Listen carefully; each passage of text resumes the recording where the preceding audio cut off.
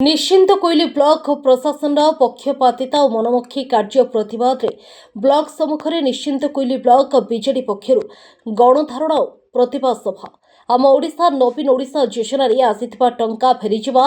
विभिन्न पंचायत रे विकासमूलक कार्यर अर्थ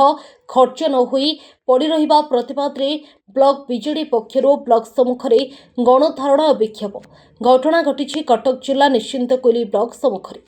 पूर्व नवीन सरकार समय आम ओडिशा नवीन ओडिशा योजन अनेक प्रकल्पर बकेया अर्थ एजावत किसी लोकों जाशुणी दि जाऊन बेले एवं योजन आसीथिबा पाखापाखि 8 कोटी ऊर्ध्व टंका ब्लॉक प्रशासन जाशुणी कार्य नक फेराई देइछन्ति। तासह पंचायत फंड को मध्य कार्यकारी करुनथिबा अभियोग करी बीजेडी पक्षर ब्लॉक सम्मुख में धारणा दि जाइछि। गणतंत्र तो सबू जिनसर विरोध रु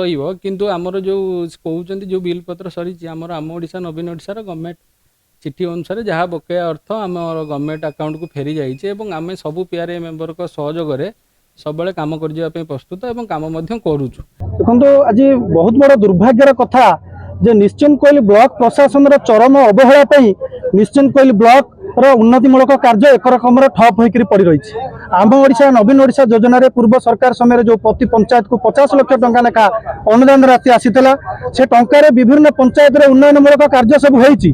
किंतु सरकार परिवर्तन पर से बिल सब उद्देश्यमूलक भाव में बंद कर दिगला। मठ मंदिर कम्युनिटी सेंटर स्कूल जो उन्नतिमूलक काम होता ग्रामवासी मैंने जो काम करते से प्राप्य पाई पारे ना यह निश्चिंत भाव में गोटे दुखर कथा। आमर एते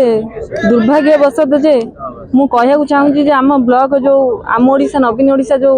काम हवा पैसा दि जाइथिला सी फेरिकी जाइछि।